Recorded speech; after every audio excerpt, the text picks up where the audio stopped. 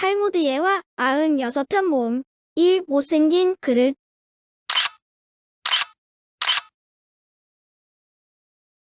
매우 총명하지만 얼굴 생김새가 추악한 사람의 랍비가 로마 황제의 왕녀와 만났다. 왕녀는 그의 추한 생김새와 지혜로움이 어울리지 않는다고 생각해서 비꼬아서 말했다. 뛰어난 총명이 이런 못생긴 그릇에 들어있군. 랍비는 왕궁 안에 술이 있습니까? 라고 물었다. 왕녀가 고개를 끄덕이자 무슨 그릇에 들어있습니까? 라고 거듭 물었다. 왕녀가 보통의 항아리라든가 술병 같은 그릇에 들어있죠. 라고 대답했다. 랍비는 놀란 체하며 말했다. 로마의 왕녀님같이 훌륭하신 분이 금이나 은그릇도 많이 있을 텐데 어쩌면 그런 보잘것없는 항아리를 쓰시다니. 이 말을 들은 왕녀는 싸구려 항아리에 들어있던 술을 금이나 은그릇에 넣었다. 그러자 술맛은 변해서 맛이 없게 되었다. 왕이 화를 버럭 내며 누가 이런 어리석은 짓을 했느냐? 라고 묻자 왕녀는 그렇게 하는 쪽이 알맞다고 생각해서 제가 했습니다. 라고 말했다. 그리고는 랍비가 있는 곳으로 가서 랍비에게 당신은 어째서 내게 이런 일을 권했습니까? 라고 말하며 화를 냈다. 랍비는 빙그레 웃으며 말했다.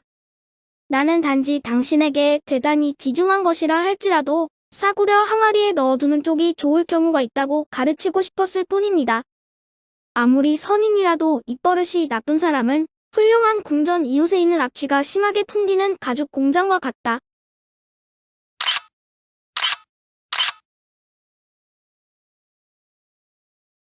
이목동과 다윗. 사울 왕시대의 한 남자가 젊은 아내를 남겨두고 세상을 떠났다. 그곳의 영주는 전부터 이 젊은 여인을 탐내오던 참이다. 남편이 죽자 여인을 자기 집으로 불러들이려고 했다. 그 뜻을 따르고 싶지 않았던 여인은 영주 몰래 고행을 떠나기로 작정했다. 그녀는 가지 돈을 몇 개의 항아리에 나누어 담고는 그 위에 꿀을 채웠다.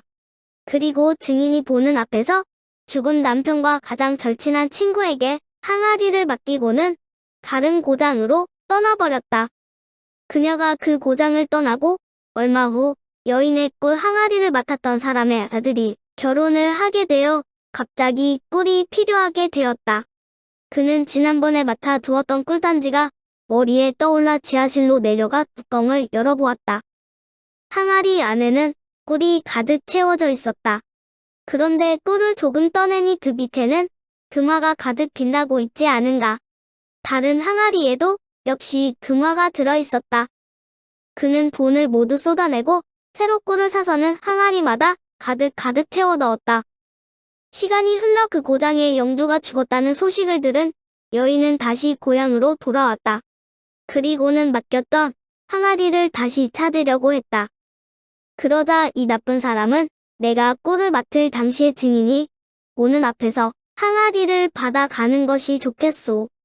라고 대답했다. 여인은 곧 증인을 데려왔고 죽은 남편의 친구는 그 증인 앞에서 항아리를 돌려주었다. 집에 도착한 여인은 뚜껑을 열고 안을 들여다보았다. 그리고 금화가 없어진 것을 알고는 너무나 억울하여 울면서 재판관에게 하소연하였다. 재판관은 여인에게 물었다. 그 항아리에 돈이 들었다는 걸 아는 증인이 있는가? 없습니다. 저만 아는 사실입니다.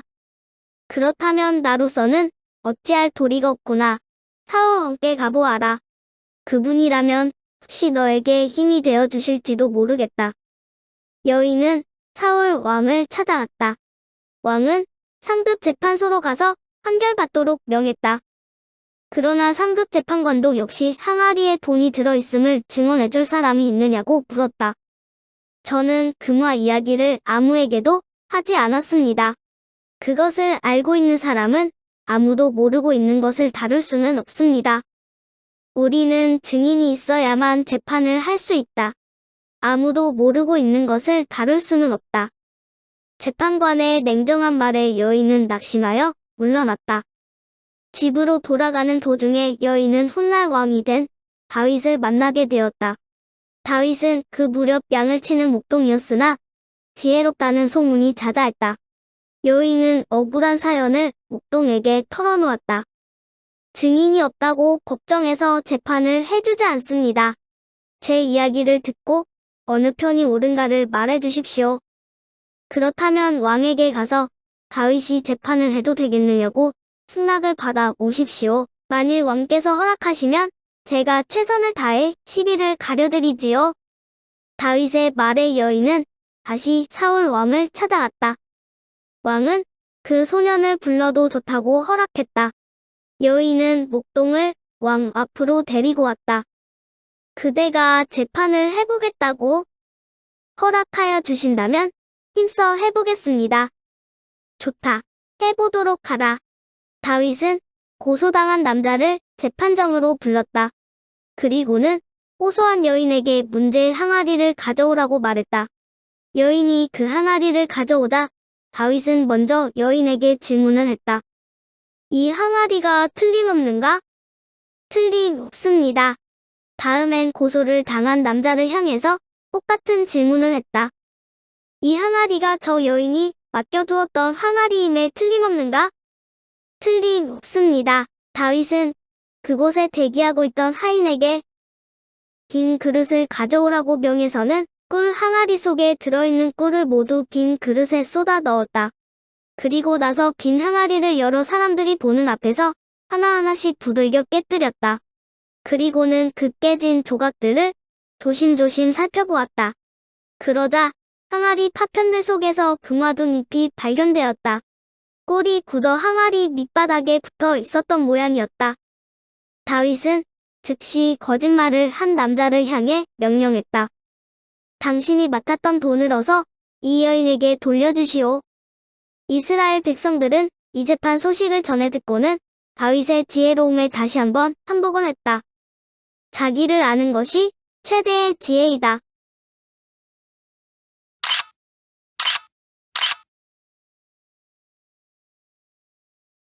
3. 삶은 달걀에서 나온 병아리. 어느 날 다윗 집안의 아이들이 모여서 식사를 하고 있었다.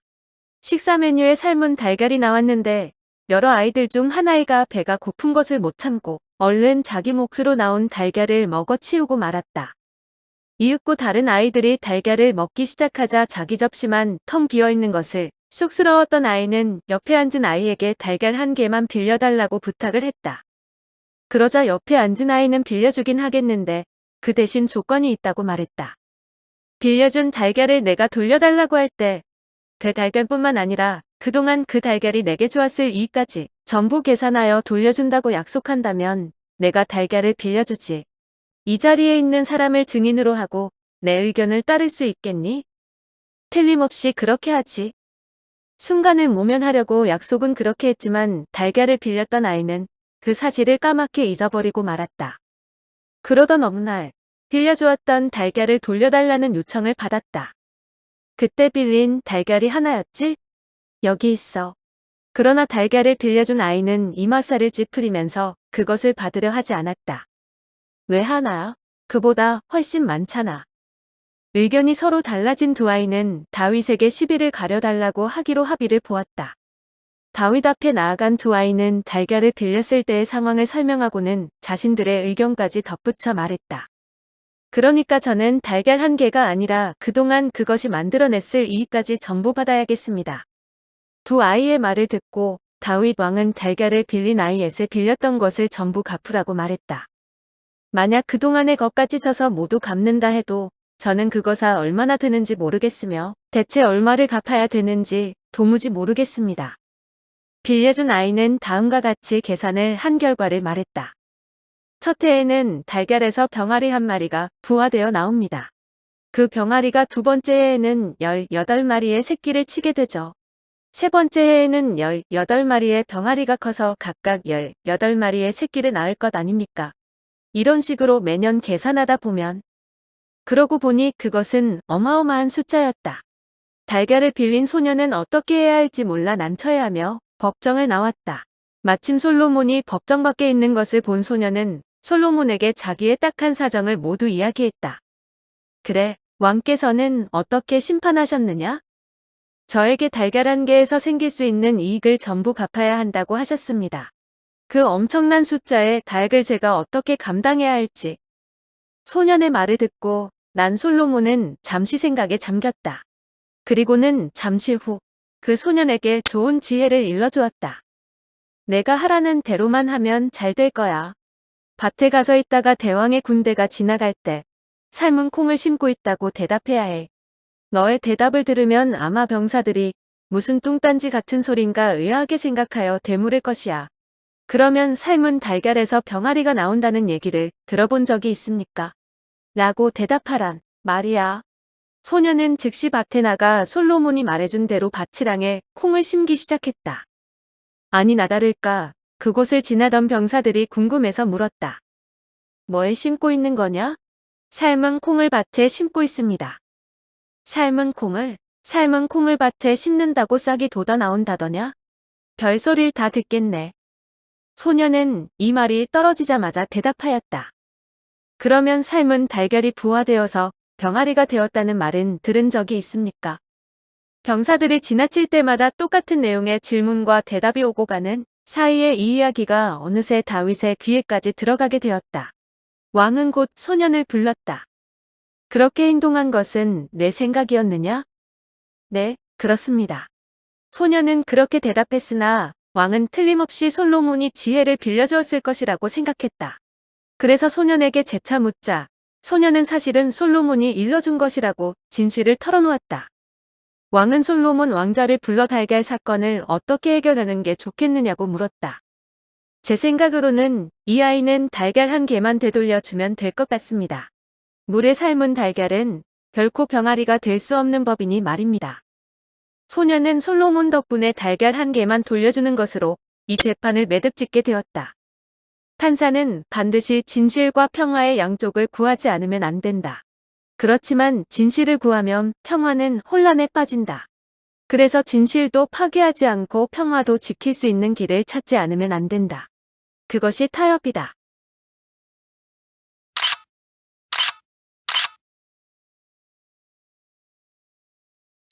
인생의 비결. 장사꾼이 거리를 걷고 있었다. 그는 인생의 비결을 살 사람 없습니까? 라고 큰 소리로 외치고 다녔다. 온 동네 사람들이 인생의 비결을 사려고 모여들었다. 그 가운데에는 랍비도 몇 사람 있었다. 모두 모여들어 서로 내가 사겠다 고 나서자 장사꾼은 말했다.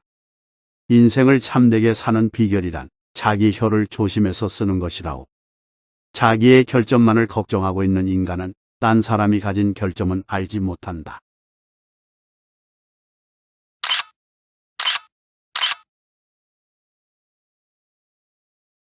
은혜를 배반한 뱀.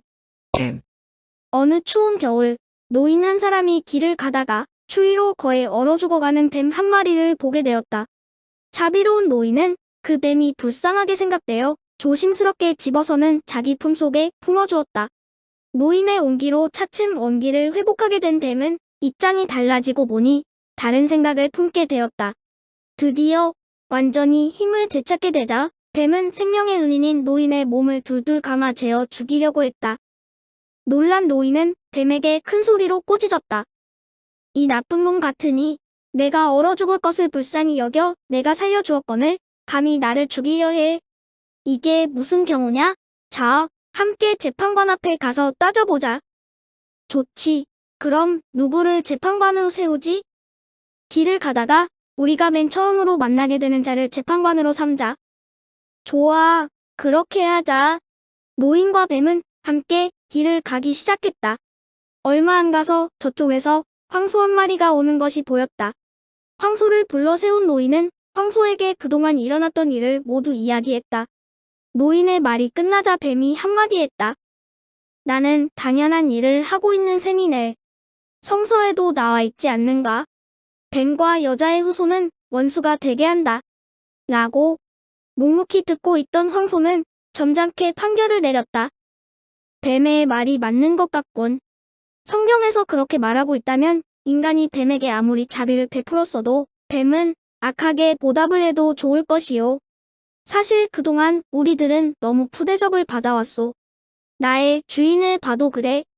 나는 아침부터 저녁까지 주인을 위해 뼈 빠지게 일을 하고 있는데 주인은 내게 고마워할 줄 모르거든. 주인 놈은 하루 종일 놀면서 맛있는 음식만 골라먹고 내게는 찌꺼기조차 주는 걸 아까워하지. 또 잠자리는 어떻고 자기는 따뜻한 침대에서 포근히 자면서 나는 마당에서 덜덜 떨면서 자든지 말든지 신경도 안 쓰거든. 황소는 처음엔 점잖게 나오다가 점점 흥분하여 욕을 내뱉기는 거격한 말과 인간에 대한 불만만을 쏟아붓고는 자리를 떠났다. 노인은 황소의 엉터리 판결에 화를 내며 다시 뱀과 함께 계속 걸어갔다. 이윽고 이리 한 마리를 만나게 되었다. 노인은 또 이리에게 상황을 설명하고 재판을 해달라고 말했다. 이야기를 다 듣고 난 이리는 노인과 뱀을 번갈아 보고 나서는 황소와 똑같은 판결을 내렸다. 역시 화가 난 노인은 다윗 왕에게 가서 재판을 받자고 뱀에게 말했다. 이윽고 다윗 왕 앞에 나선 노인과 뱀. 그러나 다윗 역시 노인에게 유리한 판결을 내려주진 않았다. 성서에서도 말했듯이 옛부터 뱀과 인간은 원수지간이다. 그러니 뱀이 너를 해친다 해도 나로서는 어쩔 도리가 없다. 노인은 눈물을 흘리며 다윗 왕 앞을 물러나왔다. 그때 뜰 한편에 있는 우물가에서 혼자 놀고 있는 솔로몬 왕자가 노인의 눈에 띄었다. 그때 소녀 솔로몬은 아버지인 다윗 왕의 지팡이가 우물에 빠졌기 때문에 수면에 돌을 던져 지팡이가 물 위로 떠오르도록 하고 있었다. 그 광경을 본 노인은 솔로몬의 그런 행동이 범상치 않음을 알아채고는 자신의 속사정을 이야기해 봐야겠다고 생각했다. 저 왕자에게 내 사정을 이야기해 봐야겠다. 어쩌면 내가 옳다는 것을 증명해 줄지도 모르겠군. 노인은 솔로몬에게 다가가 뱀이 자기에게 했던 못된 행동을 소상하게 얘기했다. 아버님께 이렇게 다툰 이야기를 자세히 말씀드렸습니까? 물론 그랬습니다. 그러나 대왕님께서는 대왕님의 힘으로도 저를 구해줄 길이 없다고 하시더군요. 그랬나요? 어디 우리 함께 아버님께 가봅시다. 그리하여 솔로몬과 노인 그리고 뱀은 다시 다윗 왕 앞에 서게 되었다. 아버님께서 이 사건을 해결할 수 없다고 말씀하셨다고 들었습니다. 무슨 까닭으로 그렇게 말씀하셨는지요? 성서의 가르침을 따르다 보니 그렇게밖에 판결을 내릴 수 없었느니라. 아버님, 그러시다면 이 사건을 저에게 한번 맡겨 주시겠습니까? 솔로몬의 요청에 다윗은 잠시 아들을 바라보았다.